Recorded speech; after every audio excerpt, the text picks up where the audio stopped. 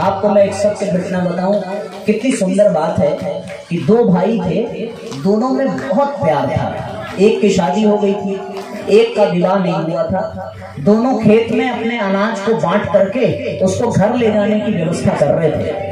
आप कल्पना करके देखो, बड़े भाई ने छोटे भाई से कहा कि मैं तुम्हारा अनाज देखता हूँ, तुम घर जाके भोजन करके आओ।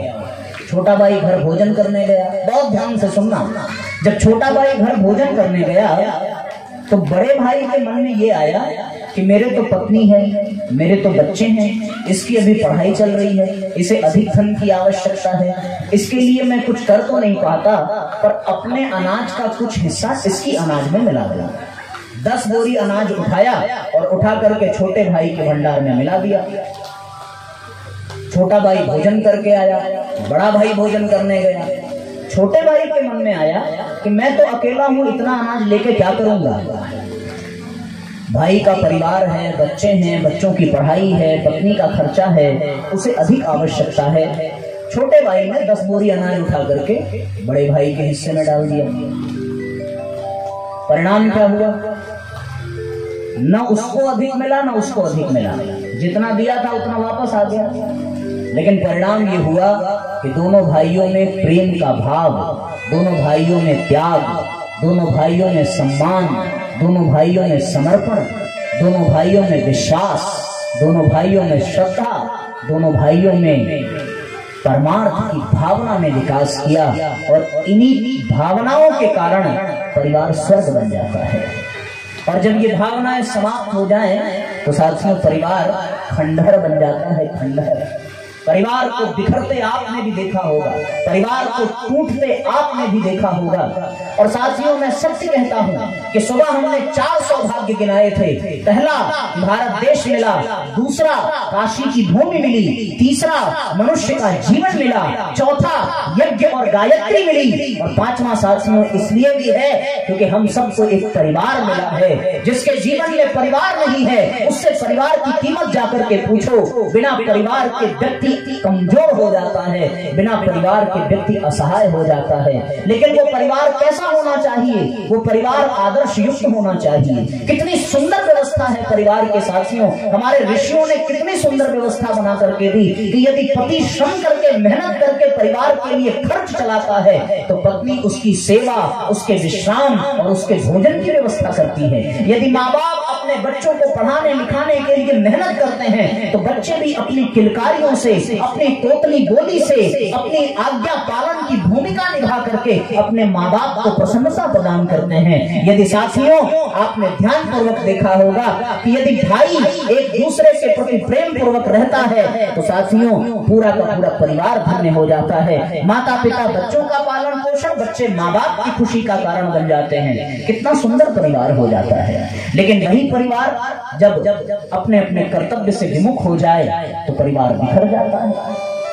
और परिवार में सिर्फ भौतिक सुख नहीं है, यदि परिवार संगठित हो तो भौतिकता का तो भंडार अपरंपार लग जाता है, लेकिन परिवार में आध्यात्मिक विभूतियां भी मिल जाती हैं। परम पूज्य गुरुदेव ने कहा गृहस्थ एक तपोवन है और गृहस्थ से बड़ा कोई तप नहीं हो सकता, क्योंकि परिवार के आधार पर ही, गृहस्थ आश्रम के आधार पर ही वानप्रस्थ आश्रम चलता है, उसी के आधार पर ब्रह्मचर्य आश्रम चलता है और उसी के आधार पर संन्यास आश्रम चलता है। यदि गृहस्थ को हटा दिया जाए तो पूरे आश्रम धराशायी हो जाएंगे, इसमें कोई दो राय नहीं है।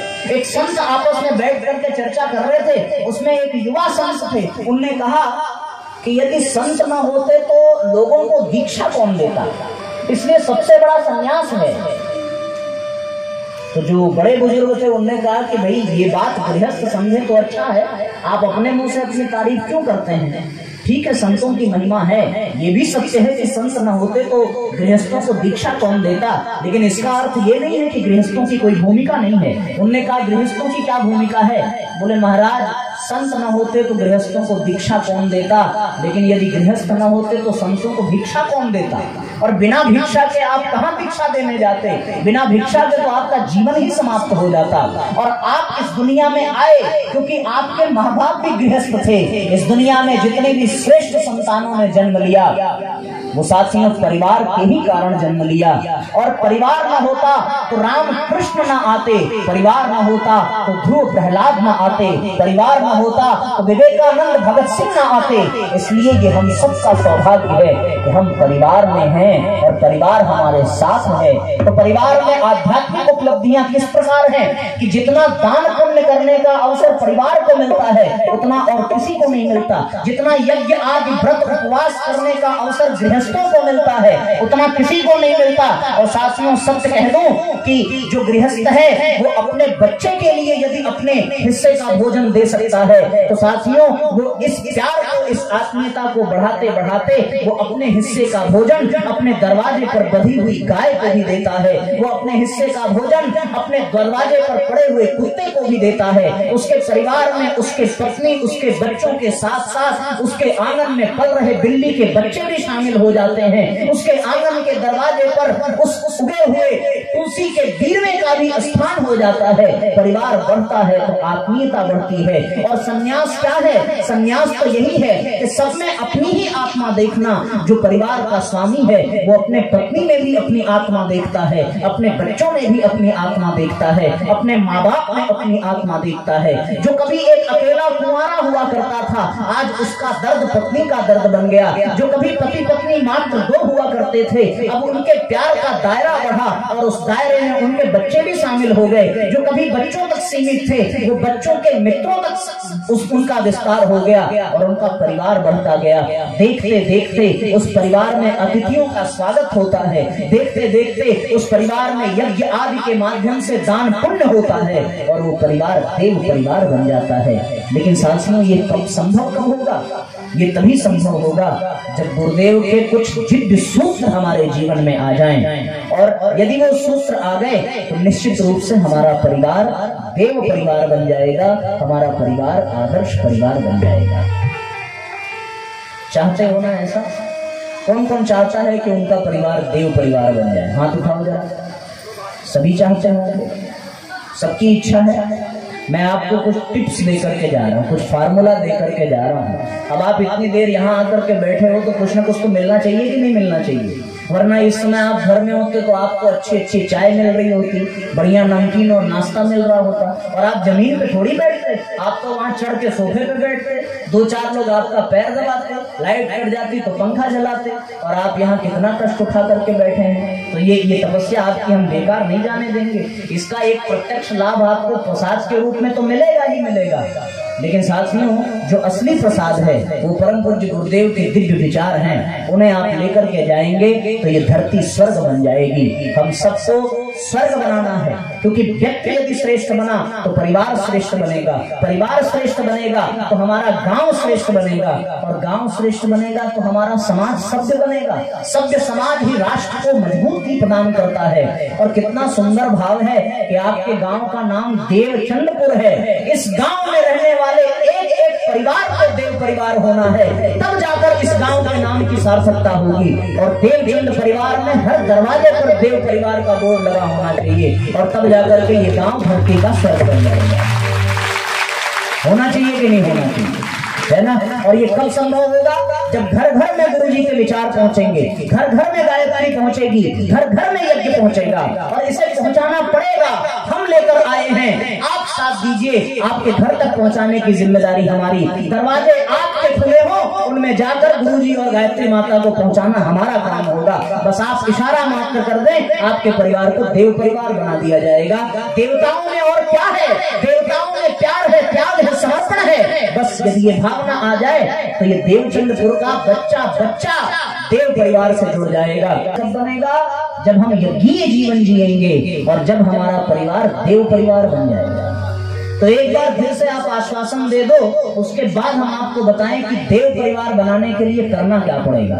इसमें कोई नशा नहीं करता होगा, इसमें यज्ञ होता होगा, इसमें गुरुजी के विचार पढ़े जाते होंगे, इसमें गायत्री जप होता होगा, इसमें बलिवेश यज्ञ होता होगा। दूर से ही आदमी देख करके पता कर लेगा कि हाँ भाई ये तो बड़ा गजब का गांव है, इस गांव में हर परिवार देवताओं का परिवार है।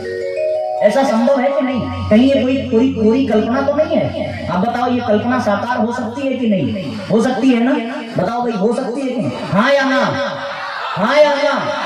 थोड़ा कम सुनाई पड़ता, हाँ या हाँ? अब पक्की बात हो गई। तो गुरु जी के जो गुरु जी ने सूत्र दिया है उसको अपना करके हम अपने परिवार को देव परिवार बना सकते हैं। इसके लिए आपको क्या करना पड़ेगा? इसके लिए साथियों आपको छोटे छोटे, ज्यादा तो नहीं, बस 3 सूत्र अपनाने पड़ेंगे। ये 3 सूत्र, ये 3 नियम जिस परिवार ने अपना लिया उसका परिवार देव परिवार बन जाएगा। आप खुद अनुभव करने लगेगा। क्या करना पड़ेगा? सबसे पहला काम करना पड़ेगा साथियों, अपने परिवार में आध्यात्मिक वातावरण को जन्म देना पड़ेगा। तो आध्यात्मिकता के लिए ये 2 काम। पहला, 15 मिनट तक गायत्री मंत्र का जब तक ना करो तब तक भोजन नहीं ग्रहण करना, और भोजन ग्रहण करने से पहले उसका बलिवेश होना चाहिए। एक ये बात हो गई। दूसरा सूत्र है परिवार को संस्कारी बनाने का, देव परिवार बनाने का। अपने परिवार में सद्गुणों का विकास करना पड़ेगा। किसका विकास करना पड़ेगा? सद्गुणों का विकास करना पड़ेगा। साथियों, सद्गुणों में वो शक्ति है, सद्गुणों में वो सामर्थ्य है कि वो अदमे से इंसान को भी देवमानव बना देता है। जो प्रतिदिन आधे घंटे का स्वाध्याय करेंगे, प्रतिदिन बलिवेश यज्ञ करेंगे, प्रतिदिन गायत्री मंत्र का जप करेंगे,